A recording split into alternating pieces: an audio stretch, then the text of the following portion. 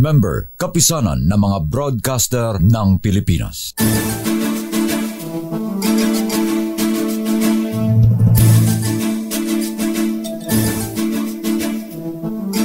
Magandang hapon, Pilipinas. Ako po si Deo Macalma. Ako naman, Thea Petro Corpuz. At narito ang headlines ng ating balita ngayong araw ng Huwebes. Bilis ng araw. Lakay patapos yung January. Weekend na naman, patapos na ang Enero. Ngayong araw ng Huwebes, 25 ng buwan ng Enero. At sa ating mga headlines, 3 buwang extension para sa PUV modernization, hindi sapat ayon sa grupo ng Piston.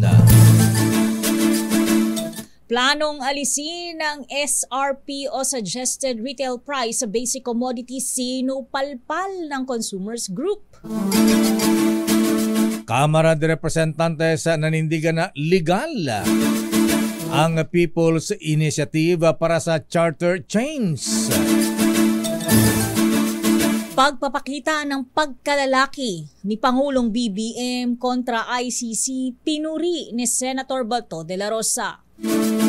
Pagkilala naman ng Pangulong Bongbong Marcos sa umiiral na One China policy, welcome sa bansang China. Sakripisyo at kabayanihan ng SAF-44 inalala sa ika-9 na anibersaryo ng Mama Sapano Massacre. Karambola naman ng pampaserong bus, isang jeepney at 4 pang sasakyan sa Bataan. Kakalungkot, 4 ang patay, 26 ang sugatan. Higit 700,000 pisong halaga ng agrikultura sinapol o nasapol ng El Nino sa Zamboanga del Norte ayon yan sa Department of Agriculture. 5 suspect naman sa hijacking na mahigit 30,000 toneladang agri-products. Nasa kote na matoon ng PNP CIDG. GCash! Binaha ng reklamo ng hindi ma-access ang mobile app wallet kaninang tanghali. Anyari? Na naman? At sa detalye na ating mga balita, huli daw at wala na extension ang April 30 para sa drivers at ang mga operators upang makonsolidate sa ilalim ng Public Utility Vehicle Modernization Program. Ayon kay Transportation Secretary Jaime Bautista, pinal na. Wala nang hirit. Pinal na ang pagpapalawig, lalo na at ito na ang 8 beses na nausog ang itinakdang deadline. Sabi ni Bautista, inirekomenda niya kay Pangulong Marcos ang extension ng franchise consolidation matapos makipag-usap sa ilang grupo na hindi nakaabot sa December 31 deadline. Sa kasalukuyan, meron na raw 76% nationwide na consolidation rate na sapat na ang bilang pero makipagpulong pa rin siya sa grupo ng halos 500 unconsolidated drivers at operators. Handa naman ang gobyerno na tulungan ang mga korporasyon, kooperatiba at manufacturers sa pagbili ng mga modern jeepney units. Wow, yan na. Yan na ang importasyon. Diyan na ang malalaking komisyon. Yun! 5+1. Sabi mo na kayo, di ba?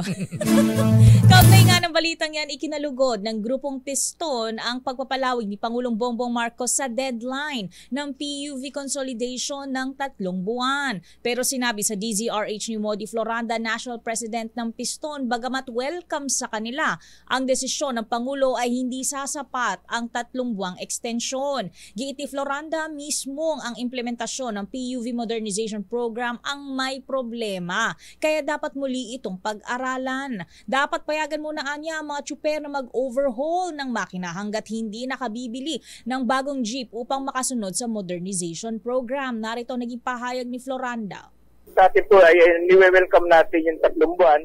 Pero ang siyempre, sinasabi nga natin, hindi kailangan ng 3 buwan Dahil lang may problema yung programa, baka pwedeng pag-aralan pa ng administrasyon at ng DOTR at ipananawagan talaga natin sa ating mga local association yung pag-overhaul ng ating mga makina pansamantala hanggat hindi tayo nakakaano ng mga bagong jeep.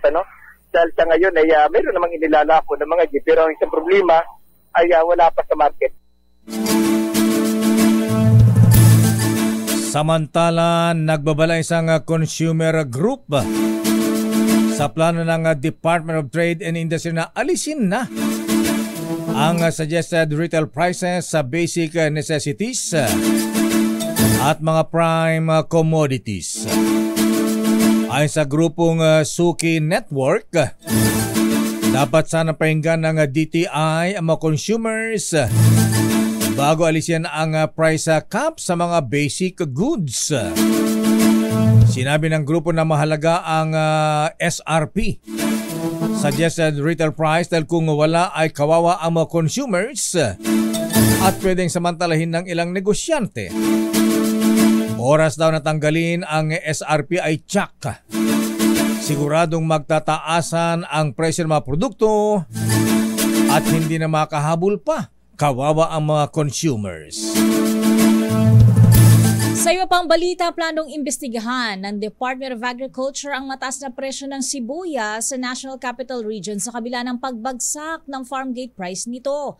Ayon kay Assistant Secretary Arnel de Mesa, tagapagsalita ng DA, naglalaro ngayon sa 100 piso hanggang 190 piso ang kada kilo ng pulang sibuyas sa National Capital Region. Samantala, ayon sa Federation of Free Farmers, bumaba na sa 10 piso hanggang 50 pesos ang kada kilo ng sibuyas sa Bayambang, Pangasinan, habang 6 na piso hanggang 8 pesos naman sa Ilocos Sur. Ang pagbagsak ng presyo sa farm gate ay bunsod umano ng na-delay na dating ng mga imported na sibuyas, pag-atake ng harabas sa mga pananim at limitadong tubig sa irigasyon. Oras alas 4:15. Posibleng makatipid na mahigit na 2 bilyong piso na halaga ng electricity at fuel consumption ang gobyerno sa implementasyon ng Government Energy Management Program o GEMP. Ito naman ang pahayag ng Department of Energy tungkol sa ipinatupad na Administrative Order number 15 ng Pangulong Bongbong Marcos na nagpapabilis sa implementasyon na nasabing Energy Management Program. Layunin ng programa na babawasan ang monthly consumption ng gobyerno sa electricity at petroleum. Ayon naman sa Department of Energy, nakapag-ipon na mahigit na 300 million pesos na halaga ng kuryente at 25 million pesos na halaga ng petrolyo ang pamahalaan dahil sa pagpapatupad ng nasabing programa noong 2023. Ay naman maaari daw makapagtipid ng mahigit na 2 bilyong pisong halaga ang pamahalaan sa pagpapaigting ng programa tungkol sa Government Energy Management Program. Sa iba pang balita, hindi pa sigurado ang ilang mga sari-sari store sa San Juan City kung magtataas na sila ng presyo ng mga panindang sardinas, gatas at sabon. Ayon sa panayam ng DZRH, sa mga tindahan sa kahabaan ng N. Domingo at F. Blumentritt Street, magrereklamo ang ilang mga mamimili kung magtataas sila ng presyo. Posible anyang tumumal ang kanilang benta kung agad nilang ipapasa sa mga mamimili ang pagtaas ng singil. Dagdag pa ng ilang tindero, pakikiramdaman muna nila ang kanilang mga kakumpetensya para hindi sila mawalan ng suki. Pinanindigan naman ni House Speaker Ferdinand Martin Romualdez na constitutional at legal ang isinusulong na People's Initiative. Kaugnay ito ng pagtawag ng Senado na PI sa PI na paglabag daw sa ating saligang batas. Ayon kay Speaker Romualdez, ayaw niyang mauwi sa banggaan ng dalawang kapulan ng Kongreso ang issue sa charter change. Kaya sabi ni Speaker, handa siyang pangunahan sa Kamara ang hakbang para aprubahan ang version na gusto ng Senado para sa economic provisions ng ating saligang batas. Nasa mga ng pangunahing dahilan kaya gusto nila ang charter change sa pamagitan ng People's Initiative. Kaugnay ng balitang yan, bukas si House Speaker Martin Romualdez sa pag-aralan ang pag-amyenda sa political provisions ng saligang batas. Ito ang sinabi ni Romualdez kasabay ng pagdidiin na economic provisions pa rin ang kanilang prioridad ngayon. Ayon kay Speaker, uunahin nila ang economic provisions at baka isunod ang political. Dagdag pa ni Romualdez kung uusad at ipapasa ng Senado ang resolution of both houses number 6 na nakatuon sa pagtalakay sa ekonomiya at tatalima sila sa desisyon ng Senado. Narito naging pahayag ni Speaker Romualdez. And there has been a proposition of a resolution of both houses to propose amendments to the economic provisions in our Constitution. Kumbaga may pagbabago na ipopropose na amendahan ng ating Constitution sa ating ligang batas tungkol sa ating ekonomiya. Yan ang priority talaga natin dito sa House. At although hindi perfect pa, baka sa sunod, baka pwede pag-isipan na pag-aralan din yung mga political. Pero ako, sige, unahan na lang natin yung economic provisions. Babalikan natin ilang pang detalye na ating mga balita. Pagpapakalalaki ng Pangulong Marcos sa panindigan laban sa International Criminal Court. Pinuri ni Senator Bato de la Rosa. Ang sabi niya, may yagballs ang Presidente Marcos. Aba, oo naman lakay. Samantala, ingat sa mga drivers, karambolan ng pampaserong bus. Isang jeepney at 4 pang sasakyan sa Bataan, 4 ang patay. 26 ang sugatan. 5 suspect naman sa hijacking ng mahigit 30,000 toneladang agri-products. Nasa kote na matuhan ng PNP CIDG.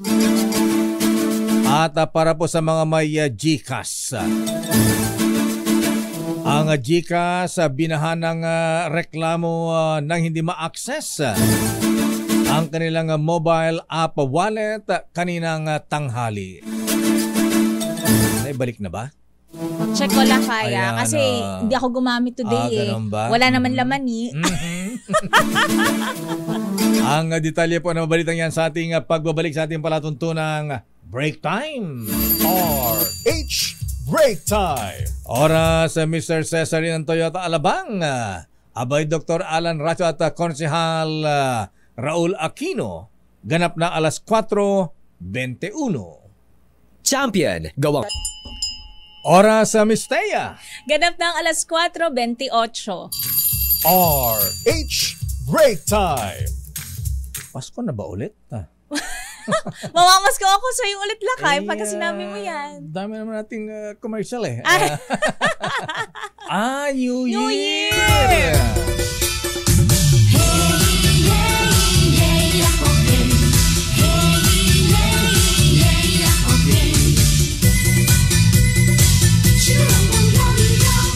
Happy New Year sa ating mga kabayang Chinoy. Nakapagpabook ka na ba? Ayan, long weekend dyan. Holiday ang February 9. Lakay. Makikikain na lang ako sa mga friends natin Chinese. Naku, babaha na naman ang tikoy nito. Uy, peke. Wala pa ba? Samantala sa detalye pa rin ating mga balita. Natuwa at welcome kay Senator Ronald Bato de la Rosa ang naging posisyon ni Pangulong Bongbong Marcos ukol sa isyu ng International Criminal Court. Sa panayam ng DZRH, masaya ang Senador Bato dahil nagpakalalaki daw ang Pangulong Marcos nang manindigan ito na hindi papayagan ng gobyerno na mag-imbestiga rito na hindi sila may pagtulungan sa investigasyon ng International Criminal Court. Ganito ang paliwanag ni Senator Bato de la Rosa. Ako po yung humahanga sa atong Pangulo. I salute our President for his bold statements, lalong-lalo na sa pagdepensa ng soberenya ng ating bansa. Hindi niya ito sinusuko sa mga dayuhan na gusto makialam dito sa ating internal affairs. So, humahanga po ko sa ating Pangulo, meron siyang isang salita at talagang meron siyang bayag. Dayag balls ang Presidente Marcos. Matapos ang naging pahayag ng Pangulo, tiwala naman si De La Rosa na hindi mananaig si dating Senador Antonio Trillanes IV.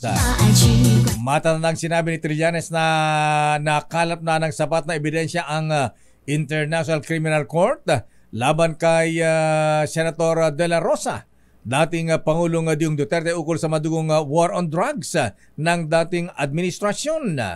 Ayon kay De La Rosa, wala nang ibang hangad si Trillanes kundi sirain ang relasyon ng mga Duterte at mga Marcos. Narito muli ang Senador Bato de la Rosa. Hindi ko lang alam kung kailan naging spokesperson si Trillanes ng ICC. In-appoint ba siya spokesperson ng ICC? At alam mo naman si Trillanes, yan ay isang dakilang destabilizer. Gusto lang niya talaga na ma-destabilize ang relationship between the Marcoses and the Dutertes. Pero nagpasaring naman ang isang mambabatas kay Senator Bato de la Rosa dahil sa pagiging pa-victim umano nito kaugnay sa investigasyon ng International Criminal Court o ICC. Para kay Kabataan Party List Representative Raul Manuel, hindi pa nga api ang investigasyon kaya dapat maging matapang ang senador sa pagharap sa anumang pananagutan sa war on drugs ng Duterte administration. Matatanda ang hinamo ni De La Rosa si Pangulong Ferdinand Marcos Jr. na magpakalalaki at sabihin kung pinayagan ba nitong pumasok ang ICC sa bansa. Sa palagay ni Manuel, paranoid si De La Rosa sa ICC probe dahil batid nito ang bigat ng mga ebidensya laban sa kanya at kay dating Pangulong Rodrigo Duterte. Mismong ang senador ang umamin na takot siyang makulong dahil baka hindi na niya makita ang kanyang mga apo. Pero ang Pangulong Marcos, bilib na bilib siya. Ayan. Very good. Bilib ang Pangulong Marcos kay Vice President at DepEd Secretary Inday Sara Duterte Carpio. Sabi ng Pangulo ay bilib siya sa Basic Education Report ng Vice Presidente. Alamin natin ang detalye mula kay Aris number 14. Let Narciso please come in. Miss Let. Lakay ni Seiya, humanga si Pangulong Ferdinand Marcos Jr. sa ulat ni Vice President Sara Duterte sa kasalukuyang lagay ng edukasyon sa Pilipinas.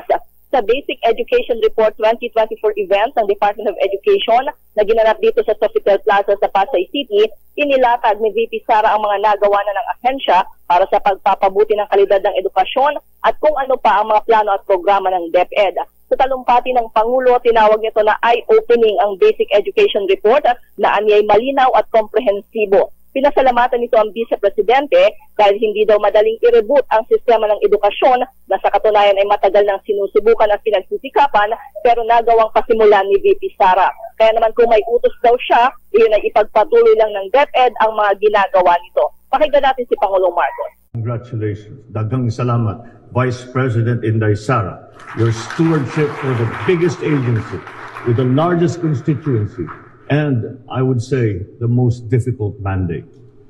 Against this backdrop, our tasks that complicate our mission to recoup losses from the pandemic, retool the curriculum, and reform the system. It is not easy to reboot a system with millions of moving parts that are all closely interconnected. in which the failure of just a single part leads to the entire ecosystem failing. But as your report has shown, the building blocks of a modern, responsive educational system have now been laid. It is something we have waited for many, many, many years. At this juncture in our transformational journey, my instruction is simply this: padayon, padayon, padayon. We are Ferdinand Marcos Jr. lakay. Samantala, aprobado na ni Vice President Sara Duterte ang pagtanggal ng mga trabaho administratibo para sa mga guro. Sa kanyang Basic Education Report, inanunsyo ni VP Sara na bukas ay ilalabas ang administrative order para rito. Sa ilalim ng kautusan, tatanggalin na sa gawain ng mga guro ang mga trabahong walang sinalaman sa pagtuturo. Para sa kauna-unahan sa Pilipinas, DZRH, ito si Lieutenant Tito, tuloy-tuloy sa pagbabalita. Yes, Sakay? Ano yung padayon? Ano yung padayon, Day? Ano ibig Ingat sabihin? ba yun? Ibig sabihin nun? Padayon? Continue. Continue. Tuloy. Continue. Ituloy. Padayon. Di ba? Ituloy. Keep up the good job. Parang gano'n. Keep Tuloy-tuloy it up. lang. Ayun. Okay. Yes, Lakay. Sige, padayon. Miss Let. Ayun. So, ano pa schedule ng Paulong Marcos ngayon? Balik Lakay at Miss Thea. Ayan, mukhang mahinang signal. Lakay. Parang signal ng GCash. Totoo.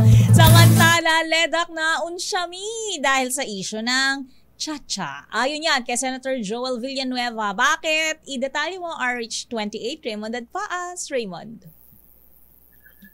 Hindi natuloy ang dapat ay meeting kanina ng Legislative Executive Development Advisory Council o LEDAC sa Malacanang dahil sa issue ng Chacha.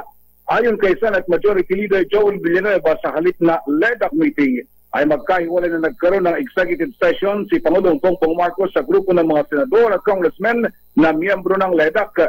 Unang pinulong ng Pangulo ang mga senador bago ang mga congressmen. Kasama ni Villanueva na humarap sa Pangulo sila Senate President Mig Zubiri, Senate Pro Tempore Loren Legarda, Senator Amy Marcos, J.B. Ejercito, Sani Angara, Grace Po, Pia Cayetano, Shivin Gatchalian at Mark Villar. Dahil dito ipinagpaliban ang LEDAC sa ibang araw. Hindi na nagbigay ng detalye si Villanueva kung ano ang mga napag-usapan nila sa pulong sa Pangulo. Ngunit sa mga palatandaan, ito ay nakatuon sa Chacha, partikular na sinusulong na People's Initiative na sinusuportahan ng mga congressmen. Para sa kauna-unahan sa Pilipinas, sayang yun Dapat pinagharap na lang ni Pangulong Marcos ang mga senador at congressmen. Sana ipinatawag wala ba si Senate President Mix at Speaker Romualdez? Wala Ang ginawa daw separate meeting. Nauna yung mga senador, then sumunod yung mga congressmen, mayor. Anong sabi? Relax lang kayo ha. Ayan, ayusin natin yan. Kalmahan nyo lang. Kalma lang. Ayan, wala nang detalye na inilabas kasi nga executive session now, Mayor. Kaya basta kinonfirm lang na nagkaroon ng meeting at magkahiwalay na inarap ng Pangulo yung mga senador at mga congressmen. Siguro kausapin lang si Speaker Pinisan at saka Senate President Zubiri. Siguro baka yun ang hindi natin nalaman na kung nagkaroon pa ng pagkakataon na hiwalay na yung tatlong nag-usap muli, Mayor at Ms. Thea. Ayan, sige, abangan natin yan. Maraming salamat, Raymond. Balik sa inyo, Mayor at Ms. Thea. Mula sa Senado, dumakot sa Kamara de Representantes. Mga nakalap na pirma para sa People's Initiative. Abay, dapat daw i-validate ng COMELEC Boy George. COMELEC Chairman George Erwin Garcia. Alamin natin report mula kay Aris number 12, Milky Regunal. Please come in, Milky.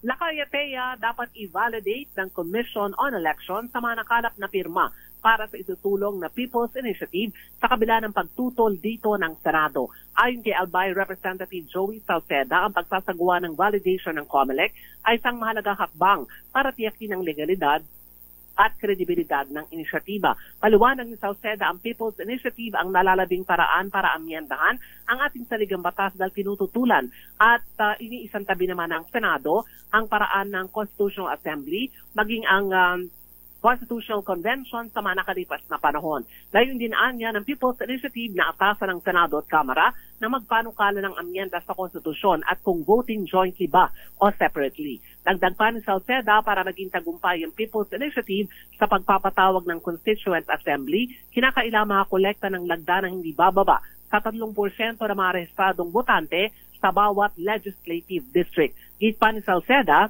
kinakailangan ang amyendahan ng 1987 Constitution, lalo na ang mga economic provision na umunoy hadlang sa mabilis na pag-unlad ng Pilipinas at itinuturong dahilan kaya nahuhuli tayo sa mga bansa sa Southeast Asia. Para sa kauna-una sa Pilipinas, DZRH, ako si Milk Regunan. Tuloy-tuloy sa pagbabalita, tuloy-tuloy sa serbisyo, sama-sama tayo, Pilipino. Maraming salamat, Manang Milky. Samantala, Department of Migrant Workers tiniyak ang legal assistance at iba pang tulong sa panibagong OFW na inaresto sa Japan. I-detalye mo ang balitang yan, RH52, Edniel Parrosa. Edniel. Lakay at Mistea, tiniyak ng Department of Migrant Workers ang asiste sa panibagong overseas Filipino worker na inaresto sa Japan matapos masangkot sa pag-iwan ng bangkay ng Japanese couple sa isang bahay sa Tokyo noong nakaraang linggo. Inatasan na ni DMW Officer in Charge Hans Leo Casdac ng Migrant Workers Office sa Tokyo para kumustahin si Brian De La Cruz, ang ikalawang Pinoy na isinangkot sa pagkakasawi ni Norihiro at Kimi Takahashi. Nauna nang dinakma ng otoridad sa Japan si Hazel Ann Morales na namataan umanong kasama ng dalawang biktima bago ang tila insidente ng pananaksak sa mga lokal. Ayon kay Casdac, nakikiramay ang DMW sa pamilya ng mga namatay na Japanese pero mananatiling malapit ang koordinasyon nito sa embahada ng bansa sa Tokyo sa pamumuno ni Ambassador Milen Garcia. Kabilang sa mga tulong na inaayos ngayon ng DMW ay ang legal assistance kay De La Cruz, gaya ng una ng ipinangako ni Casdac para kay Morales. Sa hiwalay na panayam, nilinaw naman ni Foreign Affairs Undersecretary Ed De Vega na hindi pa tahasang idinadawit ng Tokyo authorities sa pagpatay itong dalawang OFWs. Posible silang maharap sa kasong abandonment of course o COPS. Itong dalawang suspect batay sa paggulong ngayon ng investigasyon ng nasabing kaso. Para sa kauna-unahan sa Pilipinas, DZRH, ito si Edniel Parrosa. Tuloy-tuloy sa pagbabalita, tuloy-tuloy sa serbisyo. Sama-sama tayo, Pilipino. Maraming salamat, Edniel Parrosa. Pero sabi ng mga kaibigan natin, mga nag-Japan, Mistea, ano lang? Masarap daw ang pagkain sa kulungan. Talaga? So parang bento-bento. Ayan. Unlike here. Dito, puro sabaw. Pinaparami. Doon masarap daw ang pagkain eh. Maayos. Ayan. Maayos. So, aircon pa. Ayan. Ay, talaga? Kaso ngayon na kay winter, so dapat heater. Oo nga, Samantala, umaasa naman ang DOTR na tataas ng 85% mula sa 76% ang bilang ng lalahok sa PUV Modernization Program. Ayon yan kay Transportation Secretary Bautista. I-detalye mo ang balita, RHA Christian Manyo. Christian. Ayat niya, umaasa ang Department of Transportation na madadagdagan pa at aabot ng 85% ang bilang ng lalahok para sa PUV Modernization Program mula sa kasalukuyang 76%. Ito'y matapos palawigi ni Pangulong Ferdinand Marcos Jr. ng 3 pang buwan o hanggang Abril 30 ang deadline para sa consolidation o yung pagbuo o kaya naman ay pagsama ng mga super at operator sa mga korporasyon at kooperatiba. Ayon kay Transportation Secretary Jaime Bautista, pag naabot ang 85%, tiyak na magiging maganda na ang resulta ng programa. Sa Pani Bautista, bukod sa resolusyon ng ilang mambabatas, marami rin anya kasi nakikipag-ugnayan sa DOTR na interesado ng sumali sa PUV Modernization Program. Pero hindi na anya pipilitin at wala nang magagawa sa mga super at operator na ayaw talagang sumama. Para sa kauna-unahan sa Pilipinas, DZRH, ito si Christian Manyo, tuloy-tuloy sa pagbabalita, tuloy-tuloy sa serbisyo, sama-sama tayo, Pilipino.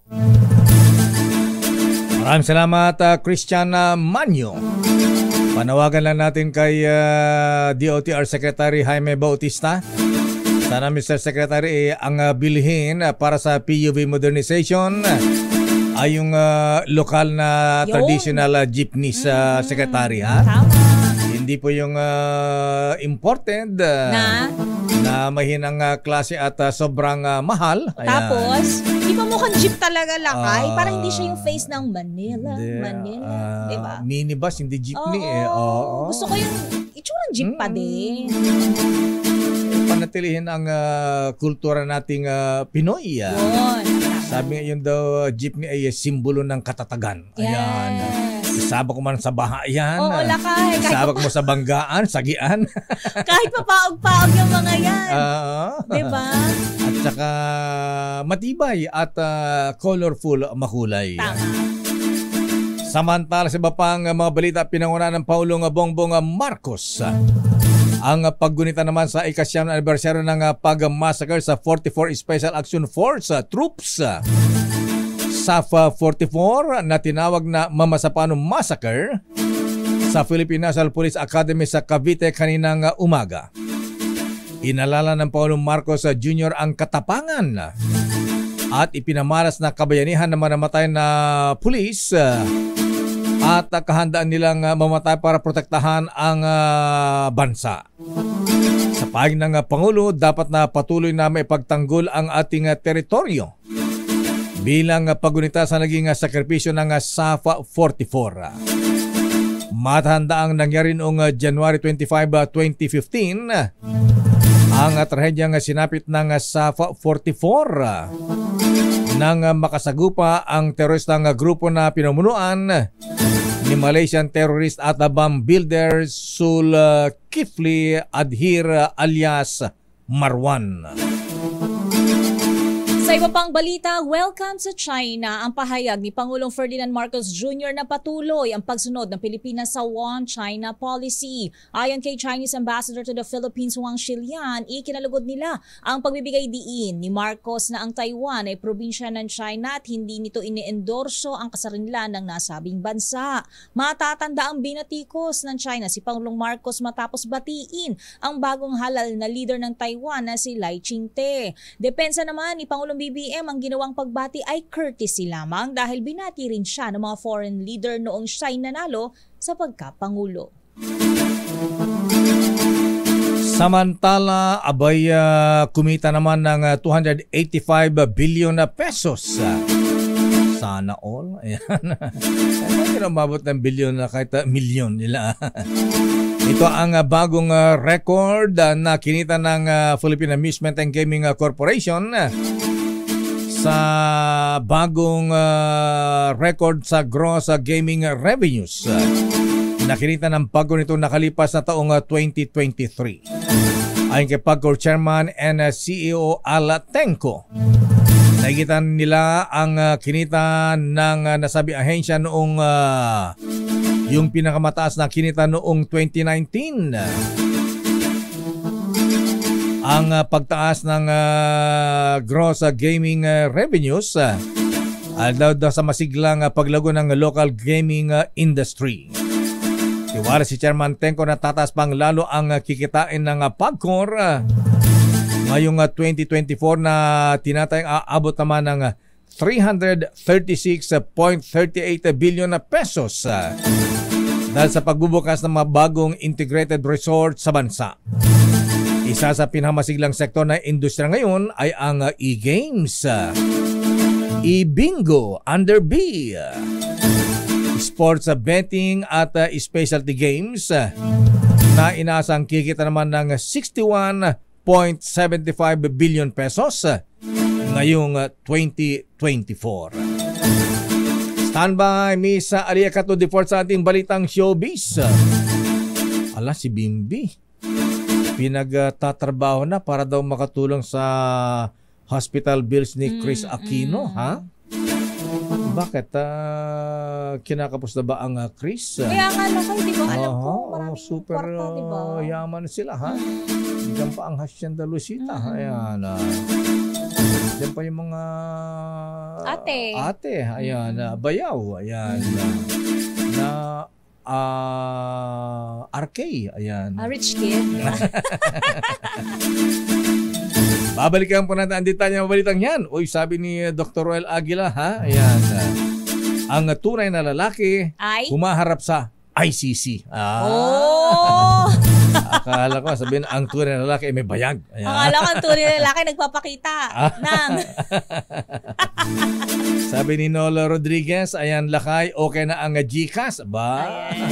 Mukhang nakapag-GCash ka na, pare ko. Ha? Ayan. Hindi ako maniniwala lakay hanggat hindi siya nagtatransfer sa akin. Ba? Ba't ang magpadala sa kanya? Ayan. Oy, Mr. Michael Ismaki, ating business correspondent. Maraming salamat, sir. Ha? Ang palitan ng dollar, mga misis, nagsara ang trading sa foreign exchange kanina. Ang palitan ng dollar ngayon. Magkano?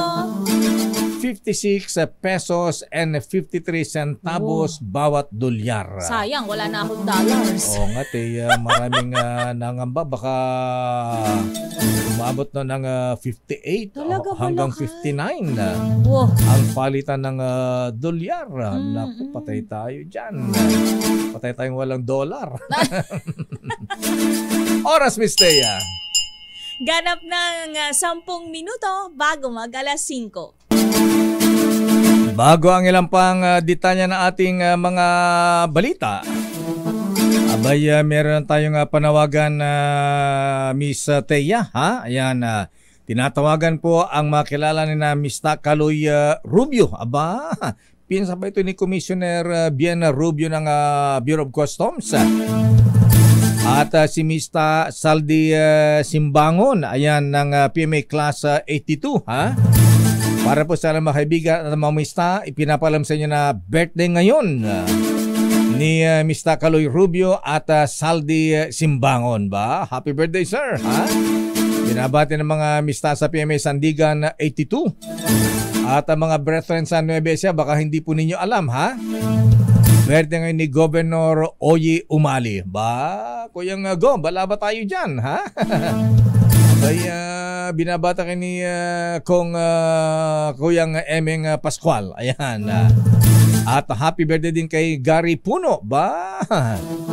Kamagkano ba ito ni Most Merciful Chief Justice Renato Puno? Happy birthday, Kuya Gary. At congratulations sa kay Police Colonel Alan Macapagal. Ba? Newly promoted. Aba, full colonel na pala siya ngayon.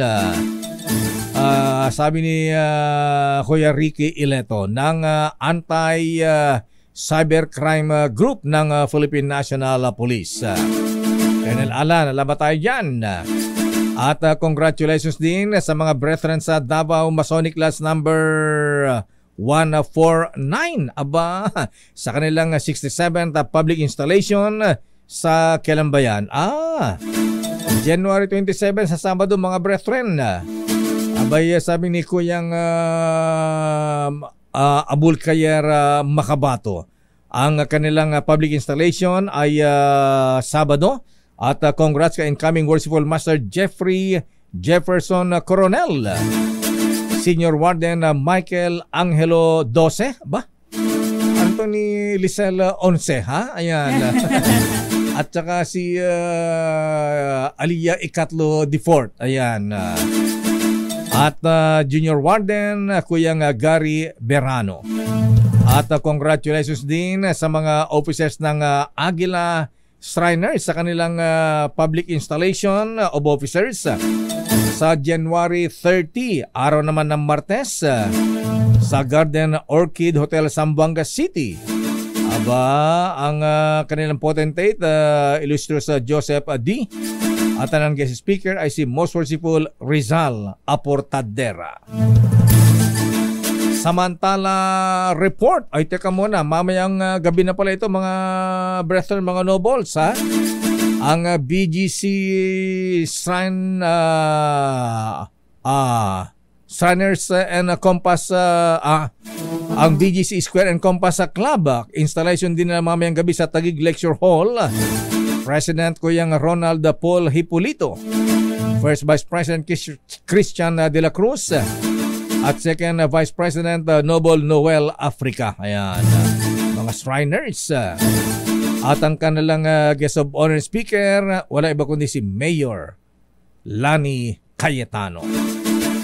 Petisyon sa Supreme Court na nagpapatigil sa implementasyon ng PUV Modernization Program. Balak na iatras ng transport group na Manibela. Aba, bakit? Bakit sila atras abante? Ayan na. Alamin natin report mula kay Val Gonzales. Val, bakit iniatras yung petition for TRO? Anyari? Bakit? Ito raw Mayor, ay dahil sa moot and academic na. Wala na itong saysay sapagkat tinalawig na nga ni Pangulong Ferdinand Bongbong Marcos Jr. ang consolidation ng public utility vehicles hanggang Abril 30. Itong sinabi nitong si Manibela National President Mar Balbuena na kung siyang may susunod ay dapat na itong iatras o withdraw ang nakahaing petisyon sa Korte Suprema na humihiling na ipatigil ang pagpapatupad ng PUV Modernization Program at consolidation deadline ng gobyerno. Sabi ni Balbuena, baka mabasura na lamang din ito ng Supreme Court sa ilalabas nilang desisyon. Sabi ng transport leader, nagpapasalamat siya kay Pangulong Ferdinand Bongbong Marcos Jr. sa pagpayag at paglalabas ng 90 days extension. Aniya ngayong wala mo ng panghuhuli ay magre-resulta sa malayang pamamasada ng mga kasamahan nilang mga tsuper. Sa ngayon ay nakikipag-ugnayan na rin si Balbuena sa iba pang mga kasamahan sa transport sector at maging sa grupong bayan na signatory sa inihahing petisyon para kumbinsihin na ang o hilingin sa Supreme Court na ito o yung kanilang inihain na hilingin sa kanilang grupo na ito ay marapat nang bawiin. Para sa kauna-unahan sa Pilipinas, DZRH, ako naman Val Gonzales, tuloy-tuloy sa pagbabalita, tuloy-tuloy sa serbisyo. Sama-sama tayo, Pilipino. Sa iba pang balita, patay ang 4 na katao habang 26 naman ang sugatan matapos araruhin ng isang bus ang ilang masasakyan kabilang isang pampasaherong jeep sa Bataan. Nangyari ang aksidente alas 7 kagabi sa kahabaan ng Jose Abad Santos Avenue sa Dinalupihan. Nabatid na nawalan ng preno ang bus kaya bumangga ito sa isang motor, 2 tricycle, isang L300 van at isang pampasaherong jeep. Nasa kustodiya na ng pulisya ang driver ng bus na nahaharap sa patong-patong na kasong reckless imprudence resulting to multiple homicide, multiple physical injuries at damage to properties. Kaya ingat mga kuya, parang yung nangyari sa Antipolo, di ba? Ayan, lakay. Ayan. Samantala, inulan naman ng reklamo ang mobile app ng na GCash na hindi ito ma-access ng mga users kaninang tanghali. Ilang oras bang nawala? Hindi ma-access. Ayon sa mga users, hindi nila mabuksan ang kanilang app kanina dahil nagka-problema ito pasado alas 11 kaninang umaga. Minsan may nakasabay ko dyan sa 7-Eleven. Ano lakay? Minsan hindi makabayad. Oo. Minsan bibili ng bottled water. Nainom na yung tubig. Nabuksan na. Pagkatapos hindi ma-access.